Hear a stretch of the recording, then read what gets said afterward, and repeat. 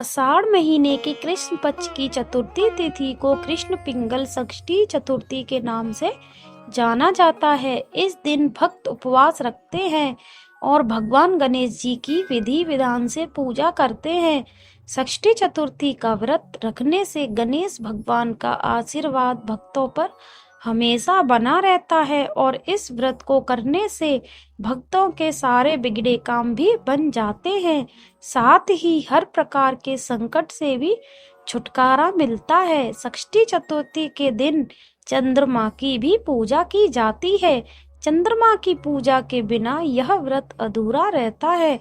तो चलिए आपको बताते हैं इस बार आषाढ़ महीने की षष्ठी चतुर्थी का व्रत कब रखा जाएगा और इस दिन कौन कौन से योग बन रहे हैं और चंद्रोदय का समय कब रहेगा। इस बार आषाढ़ महीने की षष्ठी चतुर्थी प्रारंभ होगी 25 जून मंगलवार को 1:02 से। देखा जाए तो 24 जून सोमवार की मध्य रात्रि का यह समय रहेगा और चतुर्थी तिथि का समापन होगा 25 जून मंगलवार की ही रात को 11:11 पर, यानी कि मंगलवार को इस दिन सुबह से लेकर रात तक चतुर्थी तिथि रहेगी। लेकिन इस बार षष्ठी चतुर्थी का व्रत 25 जून मंगलवार को ही रखा जाएगा। मंगलवार को सूर्योदय होगा सुबह 5:47 पर, सूर्यास्त होगा शाम 7:01 पर। ब्रह्म मुहूर्त सुबह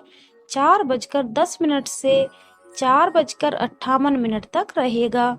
अभिजीत मुहूर्त दोपहर 12:02 से 12:56 तक रहेगा। अमृत काल सुबह 3:19 से 4:49 तक रहेगा और राहु काल दोपहर 3 बजे से शाम 4:30 तक रहेगा।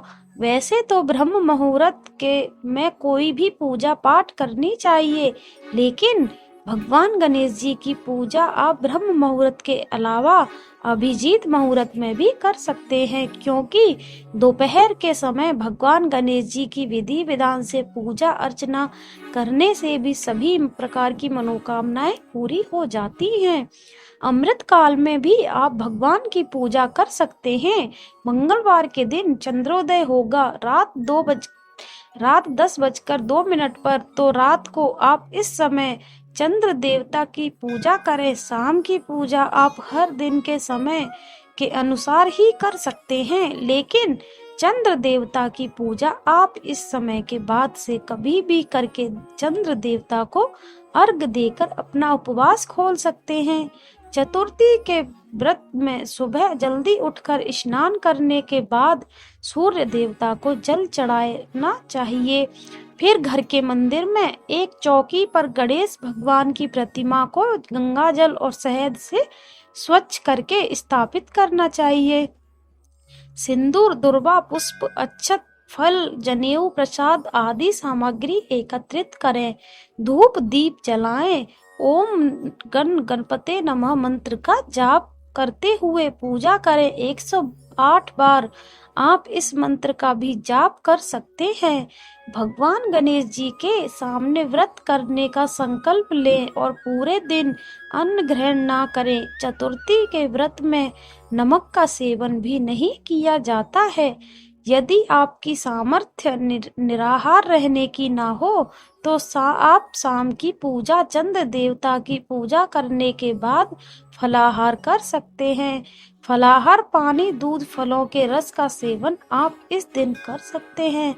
शाम को विधि विधान से एक बार फिर से भगवान गणेश जी की पूजा करनी चाहिए और गणेश जी के मंत्र का जाप करने के साथ ही श्री गणेश अर्थव शीर्ष स्रोत का पाठ भी पढ़ना या सुनना चाहिए। फिर हाथ में अक्षत या पुष्प लेकर व्रत की कथा पढ़ने और सुनने के बाद सबसे अंत में कपूर जलाकर आरती करनी चाहिए।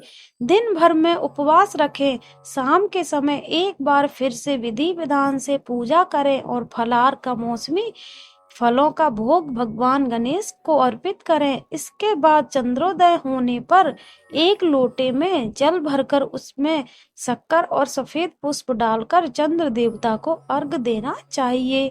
ओम सह चंद्रमसे नमः इस मंत्र का जाप करते हुए चंद्र देवता को अर्घ दे।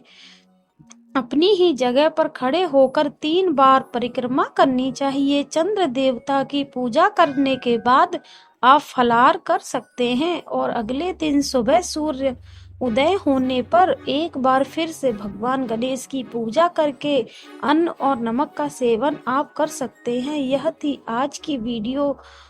जानकारी अच्छी लगी हो तो वीडियो को लाइक करके इस दिन हमारे चैनल पर कथा भी जरूर